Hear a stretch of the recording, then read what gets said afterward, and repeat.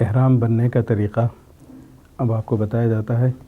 احرام کی دو چادریں ہیں، ایک یہ چادر اور دوسری چادر یہ وائٹ کلر کی ہے۔ حضور اکرم صلی اللہ علیہ وسلم کو سفید کلر بہت زیادہ پسند تھا، اس لیے عام طور پر وائٹ کلر کا احرام بہت بہتر ہوگا، اور اگر کسی وجہ سے یہ نہ ہو تو کوئی بھی کلر کا کپڑا استعمال کر سکتے ہیں، اور اس کے لیے یہ طوال کے جیسا ہونا ضروری نہیں، کوئی بھی کپڑا جس سے ہم اپنی بدن کو چھپا سکیں۔ یہ احرام کی چادر ہے، اس کو پہلے نیچے اس طریقے سے باندھیں گے۔ پہلے دونوں پاؤں کو پھیلا لیں اور سیدھے ہاتھ کی طرف تھوڑا سا کم چھوڑیں، بائیں ہاتھ کی طرف زیادہ چھوڑیں، سیدھے ہاتھ سے پلٹا کے یہاں تک لائیں، تھوڑا اور زیادہ، اور پھر اس کے بعد بائیں ہاتھ کی طرف سے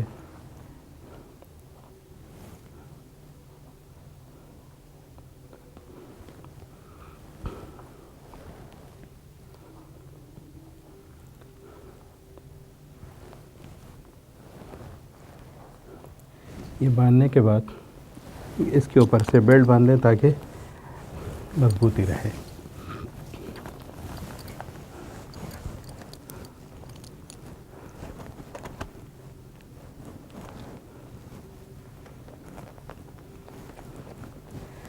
اب یہ احرام کو اس کے اوپر سے اتار لیں، پیر قریب کر لیں۔ اس بات کا لحاظ رہے کہ یہ احرام باندھتے وقت میں ناف کے اوپر سے باندھیں، ناف کے نیچے سے نہ باندھیں، اور دوسرا یہ ٹخنے برابر دکھائی دیتے رہیں، یہ ٹخنے کھلے رہیں، اس انداز میں احرام باندھ لیں۔ اور پھر اس کے بعد یہ نیچے کا احرام باندھنے کے بعد اس بات کا خاص طور پہ خیال رکھیں کہ یہ ٹخنوں سے اوپر ہو، اور دوسرا ناف کے اوپر سے باندھیں۔ بہت سے لوگ ناف کے نیچے سے باندھتے ہیں، یہ بہت ہی غلط بات ہوگی۔ اب یہ اوپر کی چادر ہے، اوپر کی چادر کو اس طریقے سے باندھیں۔ بائیں ہاتھ کی طرف کم کپڑا ہو، اس طرف زیادہ کپڑا ہو۔ جس وقت بھی کپڑا ڈالتے رہیں گے تو پہلے ہاتھ نیچے سے نکال لینا، نکال کے اس طریقے سے اوپر ڈال لیں۔ یہ بھی ہاتھ باہر نکال لیجیے، ایسا کھلا رہے۔ یہ ہمیشہ احرام کی حالت میں اسی طریقے سے رہیں گے، نماز پڑھتے وقت میں اسی حالت میں نماز پڑھیں گے، اور جس وقت طواف کرنا ہے، استباع کا جو عمل ہوگا، تو اس وقت میں سیدھا منڈا کھلا رکھ کے اس طریقے سے نیچے سے نکال کر ایسا اوپر ڈال دیں۔ سیدھا منڈا کھلا رہے گا اور بایاں منڈا بند رہے گا۔ یہ عمل استباع کا ہے۔ اس میں اس بات کا لحاظ رہے کہ احرام جب ہم باندھیں گے تو احرام کے اندر کوئی سلا ہوا کپڑا نہ ہو، جیسے کرتا ہے، پائنٹ ہے، پائجامہ ہے، انڈر ویئر ہے، بنیان ہے، یہ سلا ہوا کپڑا کوئی بھی استعمال نہیں کر سکتے۔ یہ صرف احرام کی یہ دو ہی چادریں ہمارے جسم کے اوپر ہوں گی۔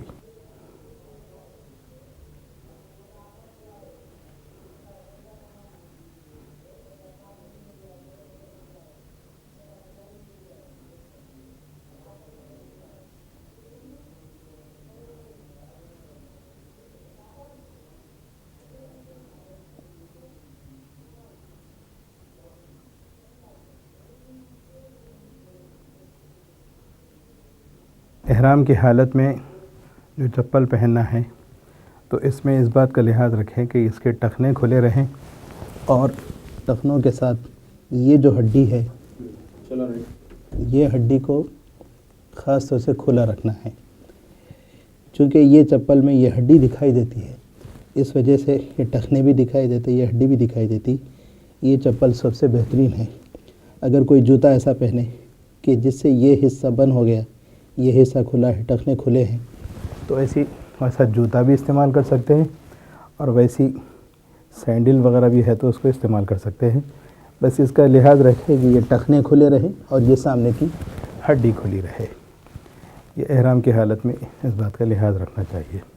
احرام کی حالت میں جو سیدھا منڈا کھلا رکھنا ہے، اس طریقے سے کھلا رکھیں گے، اور بایاں منڈا ڈھانپ کے رکھیں گے اور 2 مٹھیاں بند کر کے اور ذرا مضبوطی کے ساتھ پنجوں کے بل تھوڑا سا تیز چلتے ہوئے چلیں گے.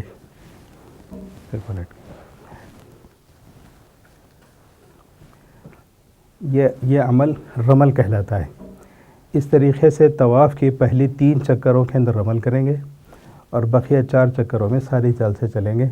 لیکن یہ 7 چکروں میں بھی طواف احرام کی چادر کھلی ہوئی رہے گی.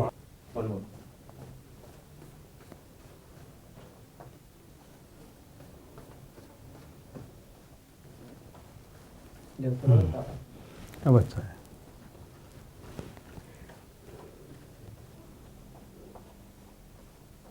ٹھیک.